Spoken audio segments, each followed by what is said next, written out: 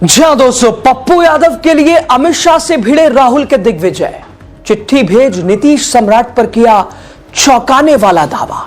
दोस्तों, पहले तो 31 साल पुराने मामले में पूर्णिया से निर्दलीय सांसद की आधी रात में गिरफ्तारी और फिर जमानत मिली तो फिर से एक और मामले में जेल में रख लिया। दोस्तों, यह स्थिति ऐसी है जो दिखाती है कि सत्ता अपने खिलाफ बोलने वालों को कैसे सताने लगती है और इस कदर टॉर्चर करती है कि फिर जुबान से सरकार के खिलाफ आवाज तक नहीं निकले। पप्पू यादव के साथ बिहार में कुछ ऐसा ही हो रहा है, लेकिन जितना कहर पप्पू यादव पर बरपाने का प्रयास हो रहा है, जितना उन्हें मानसिक तौर पर तोड़ने की कोशिश हो रही है, उतना ही उनके साथ देने वाले लोगों की संख्या में इजाफा हो रहा है। फिर आम जनता हो या फिर राजनीति के धुरंधर, राहुल और प्रियंका, तेजस्वी से लेकर कई नेताओं ने बिहार सरकार के इस रवैये को तानाशाही करार दिया और अब इसी फहरिस्त में एक और नाम जुड़ गया है। यह नाम और कोई नहीं, राजनीति की दुनिया के धुरंधर, कांग्रेस नेता राहुल गांधी के खासम खास दिग्विजय सिंह है। दोस्तों, दिग्विजय सिंह ने एक चिट्ठी लिखी है। यह चिट्ठी सीएम नीतीश कुमार और गृह मंत्री सम्राट चौधरी को नहीं लिखी है। यह चिट्ठी सीधे तौर पर देश के गृह मंत्री अमित शाह को लिखी है। दिल्ली में बैठे केंद्रीय गृह विभाग को जो संभाल रहे हैं, उन्हें लिखी है, शाह साहब को लिखी है। चिट्ठी में पप्पू यादव के खिलाफ नीतीश सम्राट की बिहार सरकार ने जो एक्शन लिया है, जो रवैया अपनाया है, उस पर उन्होंने चौंकाने वाला दावा कर दिया है। वो कौन सा दावा है जिस पर नीतीश सम्राट के जिस दावे से होश उड़ जाएंगे, बताएंगे आपको। नमस्कार दोस्तों, आप द राजनीति का विशेष सेगमेंट देख रहे हैं, खबर और विश्लेषण। मैं हूं आपके साथ यासूब रजा। दोस्तों, मैं बिहार का रहने वाला एक पत्रकार हूं, दिल्ली एनसीआर में रहता हूं। दोस्तों, जब से पप्पू यादव की गिरफ्तारी हुई है, या मुझे बिहार के जितने भी लोग मिले, उनकी जुबान से एक ही बात निकली, पप्पू यादव के साथ गलत हुआ। किसी ने कहा, बताइए, आधी रात को 31 साल पुराने एक सामान्य मामले में भला कौन सी पुलिस गिरफ्तार करती है, वो भी जल्दबाजी में, हड़बड़ी में, आनन फानन में। वो दिल्ली से पटना आते ही उन्हें गिरफ्तार कर लिया जाता है। एक बिहार के रहने वाले शख्स ने कहा, बताइए, जमानत मिली और फिर एक और मामले में उन्हें जेल में रख लिया गया। यह तो घोर अन्याय हो रहा है। बिहार के उस शख्स ने सवाल किया, क्या पप्पू यादव का नीट की तैयारी करने वाली छात्रा के साथ जो हुआ, उस पर जो उन्होंने सवाल उठाया, क्या वो पप्पू यादव ने गलत किया? और पप्पू यादव ऐसा नहीं करते तो उनके साथ आज जो कुछ हो रहा है नहीं होता।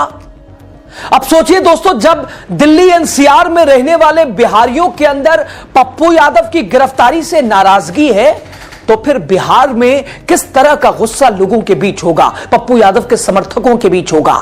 खैर दोस्तों, पूर्णिया से निर्दलीय सांसद राजेश रंजन उर्फ पप्पू यादव की गिरफ्तारी पर कांग्रेस के वरिष्ठ नेता और मध्य प्रदेश के पूर्व मुख्यमंत्री दिग्विजय सिंह, उन्होंने खुलकर उनके सपोर्ट में उतरा है, पप्पू यादव के साथ देने के मूड में है।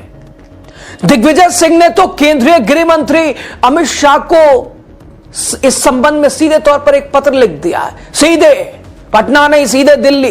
दोस्तों, दिग्विजय सिंह ने अपने पत्र में चंद शब्दों में ही उन्होंने सीएम नीतीश और बिहार के गृह मंत्री सम्राट चौधरी को घेरा है। दिग्विजय सिंह ने अपने पत्र में गृह मंत्री अमित शाह को लिखा, सांसद राजेश रंजन उर्फ पप्पू यादव सांसद का आवेदन पत्र संलग्न कर आपके पास भेज रहा हूं, जिसमें उन्होंने अवगत कराया है कि उनकी गिरफ्तारी राजनीतिक देश की भावना से की गई है। उन्हें प्रताड़ित और परेशान किया जा रहा है। राहत दिलाए जाने विषयक अनुरोध किया है। मेरा आपसे अनुरोध है कि उक्त आवेदन का अवलोकन कर आवश्यक कार्रवाई करने का कष्ट करें। दोस्तों, पप्पू यादव के निजी सचिव ने अमित शाह को लिखे दिग्विजय सिंह के लेटर के लिए आभार जताया है। उन्होंने कहा, मैं राज्यसभा सांसद दिग्विजय सिंह का आभारी हूं कि उन्होंने गृह मंत्री अमित शाह को पत्र लिखकर सांसद पप्पू यादव की गिरफ्तारी को राजनीतिक देश की कार्रवाई बताया है और तुरंत एक्शन लेने की मांग की है। लोकतंत्र और न्याय के पक्ष में खड़ा यह कदम सराहनीय है। तो दोस्तों, बात गृह मंत्री अमित शाह तक पहुंच गई है।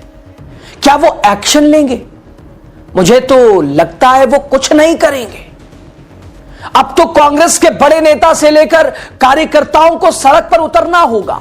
दोस्तों, इससे पहले मंगलवार को पटना में एमपी एमएलए स्पेशल कोर्ट में पेशी के दौरान पप्पू यादव बेहद ही इमोशनल दिखाई दिए, शांति से बैठे दिखाई दिए। उन्होंने जज के सामने हाथ जोड़कर सुरक्षा की गुहार लगाई और कहा उनकी जान को खतरा है, मुझे मारने का प्रयास है और उन्हें डर है कि जेल या इलाज के नाम पर उन्हें इंजेक्शन देकर मार दिया जाएगा। दोस्तों, पप्पू यादव ने पटना पुलिस और जेल एडमिनिस्ट्रेशन पर गंभीर आरोप लगाए हैं और कहा है कि उन्हें स्थानीय प्रशासन पर भरोसा नहीं है। सुनवाई के दौरान पप्पू यादव करीब 20 मिनट तक जज के सामने खड़े रहे और अपना पक्ष उन्होंने रखा। उन्होंने यह भी दावा किया कि उनके साथ बुरा बर्ताव किया जा रहा है और उन्हें सही मेडिकल ट्रीटमेंट नहीं दिया जा रहा है।